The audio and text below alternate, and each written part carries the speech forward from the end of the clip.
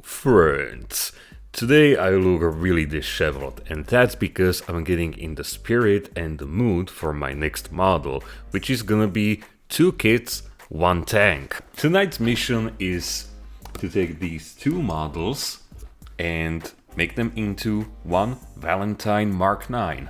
Now, why do I have a Tamiya kit and a Bronco kit? The culprit behind all of this is this historical photo, which was actually sent to me, I don't know, 8 years ago by Adam Wilder while we were having a Skype chat. And a few years later, actually when I finished building my Crusader from Tamiya in 1/48 scale, I kinda got a taste for British armor. So I immediately bought this kit with photo etch fenders and stowage boxes from Voyager. But then the Crusader videos didn't do as well as I hoped, so I was like, yeah, people probably don't like British armor so much, so I'm gonna give it a pass for at least a few years. And it was just chilling in my stash. And I remember when I was researching the model, the idea of building a Mark 9 version kept bugging me, so I did some very basic research into it. I'm no expert on Valentines, but from what I've seen in photos and walkarounds, aka museum photos, the only difference between Mark 4 and Mark 9 is the turret with a bigger gun and maybe the large fuel tank on the left rear side. And everything else is basically the same. The hull seems to be exactly the same. So my idea is to combine the Bronco turret with the Tamiya hull.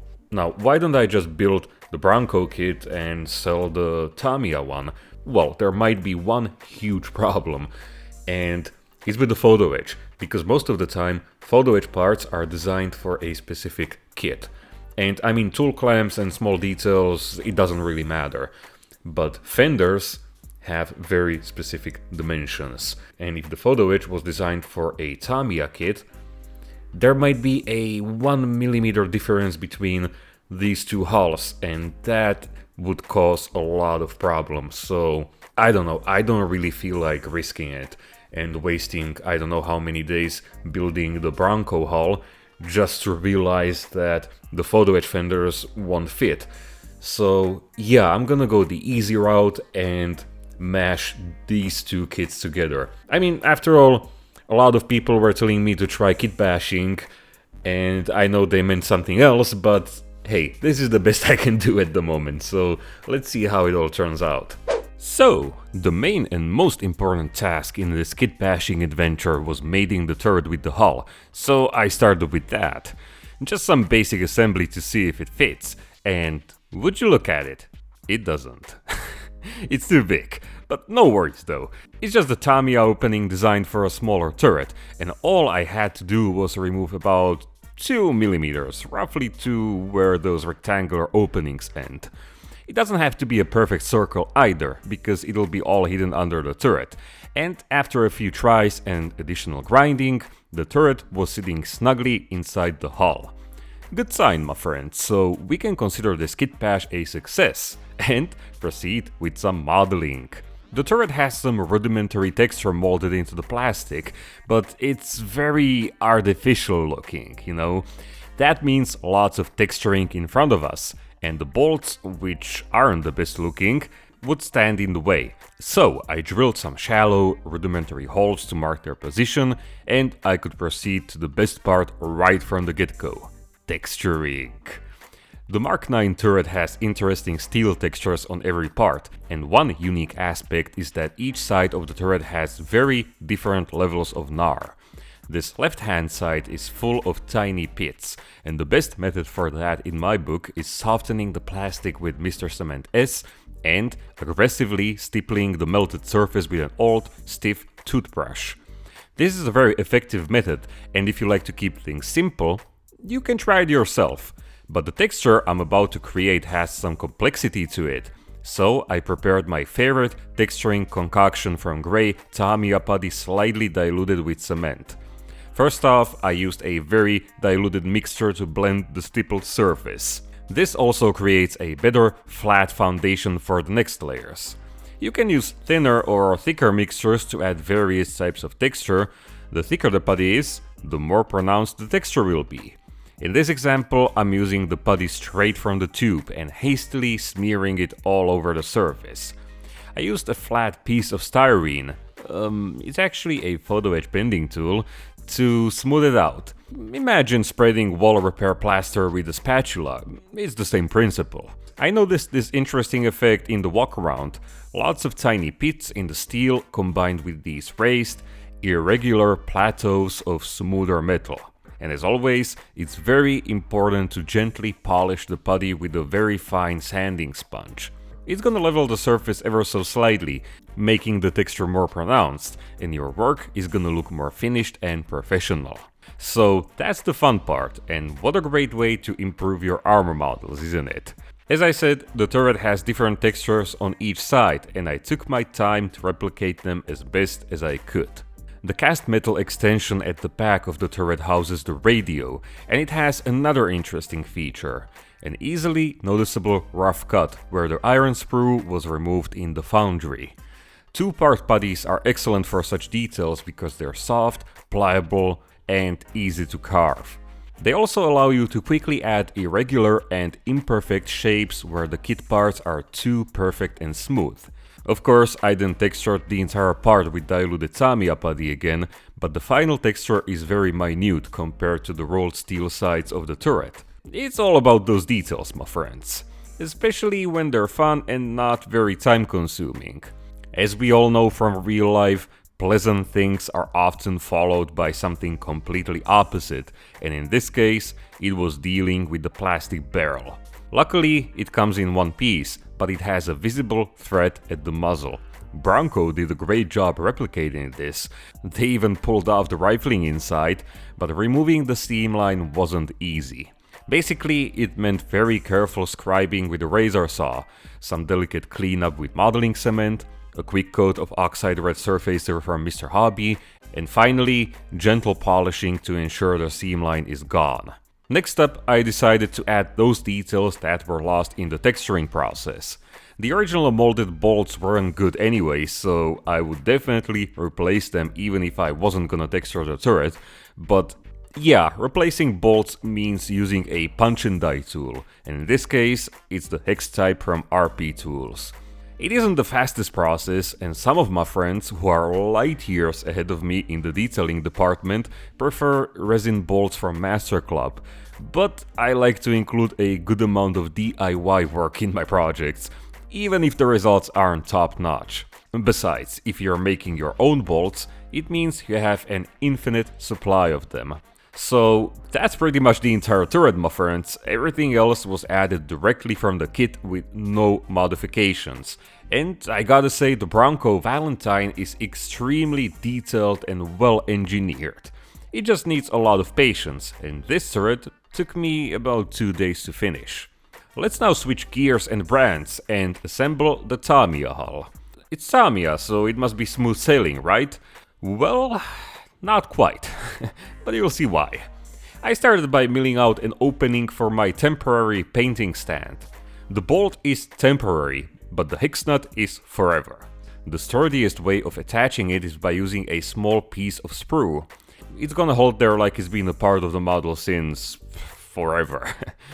I know it doesn't make much sense at the moment, but you'll see the benefit of this in the next episode once I start painting and weathering. Anyway, back to detailing and refining. There are plenty of nice panel lines on the Valentine, and I improved each and one of them with a razor saw. Also, a lot of the bolt or rivet detail is missing in the kit, but I punched my own from tinfoil using the opposite end of a drill bit. It's the quickest way of making small bolts or rivets, and an absolute game changer when it comes to detailing. Tamiya kits with their limited detail are like a blank canvas. You can keep them vanilla or go to town with detailing, and the model won't fight you, because apart from the lack of detail, everything fits just perfectly. I also took this opportunity to improve some of the simplified Tamiya details with their Bronco counterparts. Most of the stuff fits without any issues, and in some cases, the difference is quite remarkable.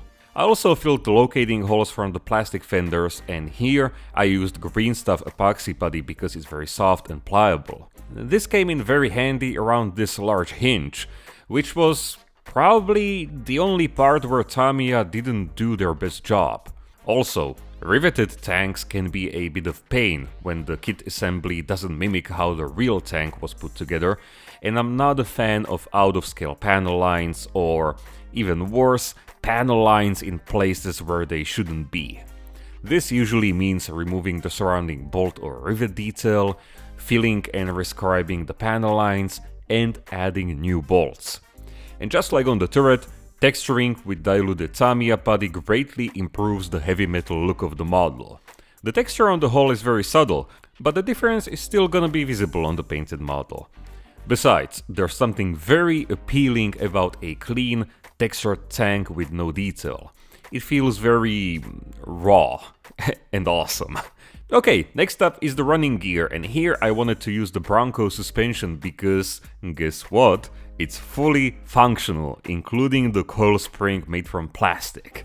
However, adapting it to the Tamiya hull and dealing with the road wheels would require many hours of work, and the benefits would be negligible for my purposes.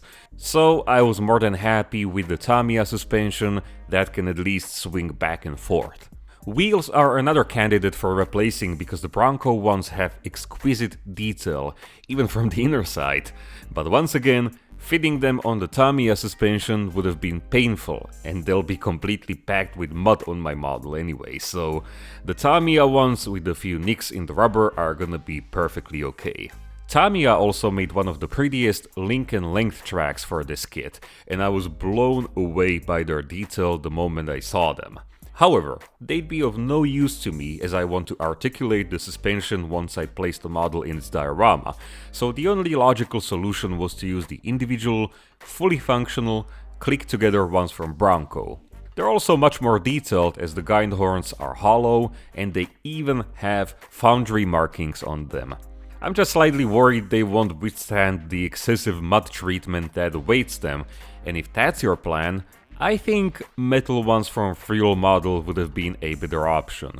But I haven't worked with plastic tracks in a while and I'm willing to take the risk. They look awesome and fit the Tamiya running gear like a latex glove. I also wanted to replace the sewage pipe grab handles from Tamiya with better ones from Bronco, but I wasn't happy with them either, so it was time for some solid scratch building. I started with a 0.5mm copper wire, which seemed to be the ideal diameter for this tank, and I had the pleasure to try the new, improved grab handle bending tool made by one of my patrons. I gave him constructive feedback during its development and I'm very happy with it, so if you want one of these as well, he's selling them on etsy.com, link in the description, and if you use my code BEND20 in all caps, you'll get a nice discount. But that's just a part of the process, because the British tank design school likes to keep things as complicated as possible, so I had to bend each handle 90 degrees in a photo etch tool, then cut them to size, and if that wasn't enough, flatten the ends with a pair of smooth pliers. And no, we're not done yet. Finish the part by rounding the edges with a file. Now I could superglue them to the model, and although not all of them are perfect or identical, it kinda adds to the authenticity of the replica. And no, even that wasn't the finish line. The last detail was adding small rivets punched from tinfoil. Only now are they complete. So if you want to build models of grab handles while building a model, go for a British tank. So what do you think? I'd say they look more in scale and they add to the overall polished look of the model. Speaking of polished models, it's time to decide between the easy route and the awesome route. Using plastic fenders from the kit would be a matter of a few minutes at most, while assembling metal ones is an endeavor for a couple of days at the very least. It doesn't help that when it comes to fenders, Germans or the Soviets were more than happy with a simple piece of bent sheet metal, but the British folk? Nah. Let's add as many indentations, bends, curves and complex shapes as possible, it's gonna give us extra street cred, you know. Then again, even that would be all good in the end, because photo etch details are designed with utmost precision, but things get complicated when you have to mangle these complex parts. I mean, the answer is always soldering, no matter how easy or complex the fenders are, because you need strong bonds if you want to add realistic damage. Also, soldering from the inner sides, those that will be out of sight and covered in mud, is the best approach. Of course, I like to add a tiny bit of solder on the edges from the outside, because once sanded and polished, it acts as a filler, creating nice, seamless edges. It also comes in handy when the parts won't cooperate, as you can force them together with tweezers, and then the solder will do the rest of the heavy lifting. Forever. Sanding and polishing the photo edge is always a good idea if you want a nice, shiny and very authentic looking replica, especially when you cover it all with paints. Sometimes the solder gets into hard to reach areas, but here you can employ an old hobby blade and slowly scrape it away. Now, here's a pretty cool trick. Mark a few identical holes on the hull and on the fenders and drill them out. Then fix some brass rods into the holes and use plenty of solder so the bond becomes indestructible. Of course, keep them out of sight. Now you can bend and dent the fenders as much as you want. The locating holes and the rods will ensure they'll always fit snugly onto the hull and they'll become impossible to accidentally break off. See? It's perfect, and just a tiny amount of superglue is needed to hold them in place. Moving on, of course, British hinges have to be the most complicated part ever, and although I employ my bending tool with every metal hinge, these were something else. It wasn't easy at all, but just like the fenders, it was totally worth the effort. Luckily, they're made from the thinnest brass possible, so bending and cutting off the excess material is fairly easy. And although these parts are delicate, I like to hold them in place with solder, even if it means excessive cleanup with a scalpel blade.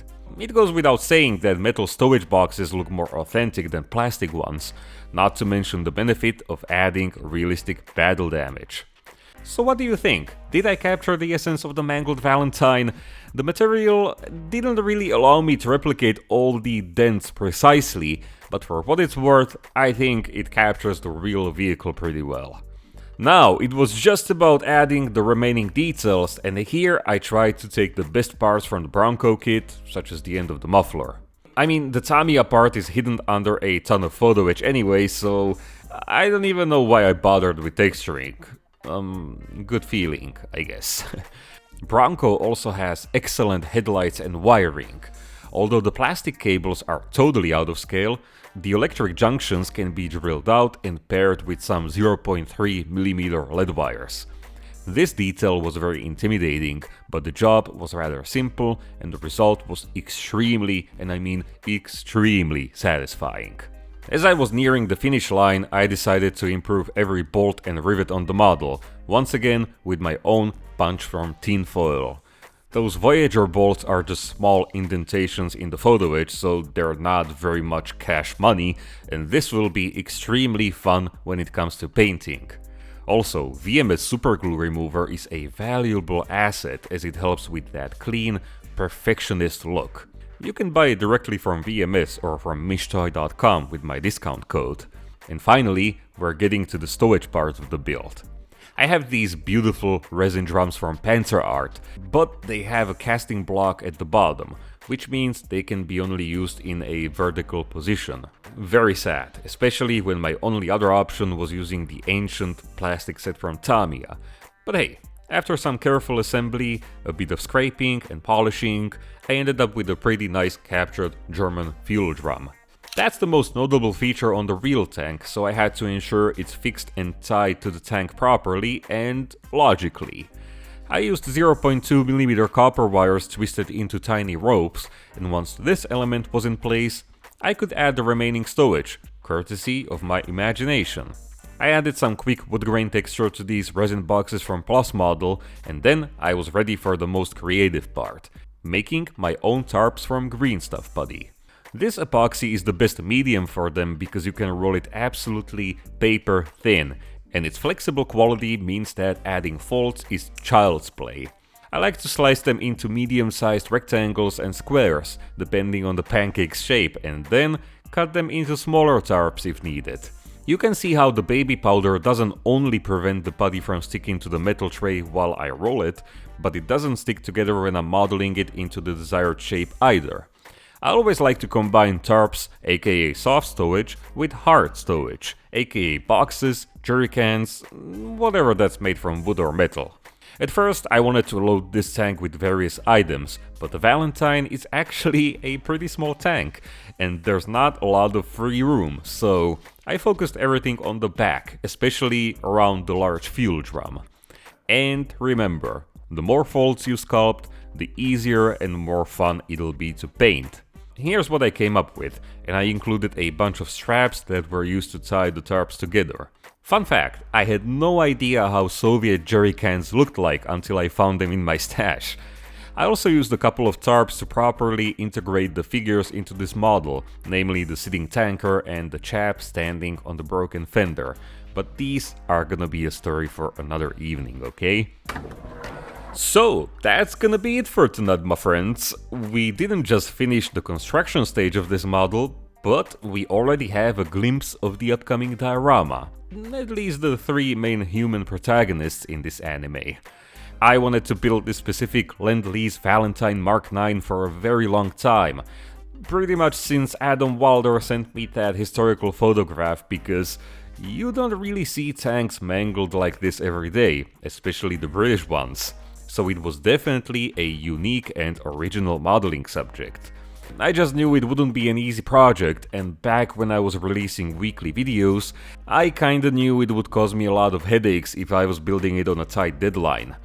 Also, it's once again one of those less popular tanks, and although we have plenty of high quality kits on the market, be it Tamiya, Bronco, AFV Club, Mini Art, it just seems that barely anyone is building them. British armor is definitely over-engineered and excessively complicated compared to other nations and their tank design schools, but it adds to its charm in my opinion. And the British color schemes are not very usual either. Speaking of which, I'm gonna enjoy painting this model so much. All that broken metal combined with post-shading and heavy weathering, it's gonna be a blast.